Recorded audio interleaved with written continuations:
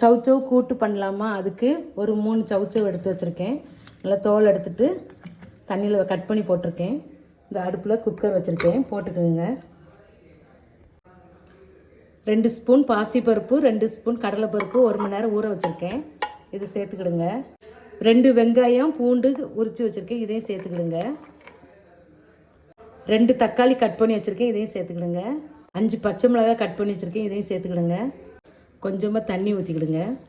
மஞ்சத்தூள் போட்டுக்கிடுங்க. உப்பு போட்டுக்கிடுங்க. நல்லா கலந்துட்டு ஒரு 2 விசில் வச்சு எடுத்துக்கலாம்.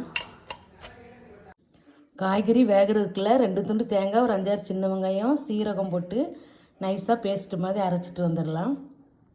காய்கறியை வேக வச்சு அடுப்பிலேருந்து கீழே இறக்கி வச்சாச்சு. இனி கடாய் வச்சுக்கிடுங்க. 1 ஸ்பூன் எண்ணெய் ஊற்றிக்கிடுங்க. எண்ணெய் ஹீட் ஆகிடுச்சு. கடுகு போட்டுக்கிடுங்க. உளுந்தம்பருப்பு போட்டுக்கிடுங்க. கட் பண்ண வெங்காயம், 2 வரமிளகாய் போட்டுக்கிடுங்க. 2 கருவேப்பிலை போட்டுக்கிடுங்க. போட்டு நல்லா காய்ச்சிக்கிடுங்க. கொஞ்சம் காய்பொடி போட்டுக்கிடுங்க. போட்டுட்டு நல்லா வதக்கிடுங்க. அரைச்சாச்சு. வேக வச்சு காய்கறியை சேர்த்துக்கிடுங்க. இது கூட தேங்காய் சீரகம் அரைச்ச பேஸ்ட்டை கலந்துக்கிடுங்க. தேங்காய் ஊற்றி 2 நிமிஷம் ஆச்சு. கூட்டு ரெடி ஆயிடுச்சு. இது சாதத்தோடு வச்சு சாப்பிடுங்க, இல்லை சப்பாத்தியோடு வச்சு சாப்பிட்டாலும் சூப்பராக இருக்கும். சவுச்சவு கூட்டு சூப்பராக ரெடி பண்ணியாச்சு.